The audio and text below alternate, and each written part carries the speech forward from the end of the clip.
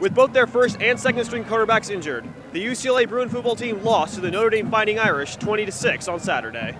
With the 0-5 Irish off to their worst ever start in the program's storied history, the stage seemed set for the Bruins to avenge their heartbreaking last-minute loss a year ago in South Bend, Indiana. But the luck of the Irish kicked into effect for the first time this season in Pasadena, and late in the first quarter after a Bruin field goal, quarterback Ben Olsen was sacked and injured his left knee. Notre Dame recovered his fumble and turned it into a field goal, but the play had even worse repercussions for the Bruins as Olsen's injury kept him out for the rest of the game. With backup quarterback Patrick Cowan injured at the Washington game 2 weeks before, the Bruins had to rely on third-string redshirt freshman walk-on McLeod Bethel Thompson, who had never before thrown a pass in a college game. Bethel Thompson's inexperience was apparent as he threw 4 interceptions and no touchdowns, and the Bruins totaled 6 turnovers in the second half. One interception in the third quarter gave the Irish the ball on the 2-yard line, which they turned into the game's first touchdown. And less than 50 seconds later on the game clock, Notre Dame ran a Bethel Thompson fumble into the end zone to put the Irish up 20-6. I didn't put it where I wanted it to go, and I saw it the way it was. I read it out, and I saw him, and I didn't put it where I wanted it to go. And it's unfortunate.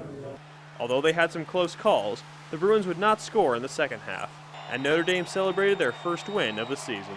I think that this is going to be a test of our character. We came out and fought. I know we didn't take these guys for granted. I know we didn't underprepare. I know we were ready to go. And now I think that the biggest thing we're going to take away from this is to see what the character of this team is. It's a learning experience, and that's the way I have to take it. And it's going to hurt. It's going to hurt real bad, of course, but I have to take it as a learning experience and get better for next week. Despite their differences, one thing both programs have in common is a rivalry with and strong dislike of the USC Trojans.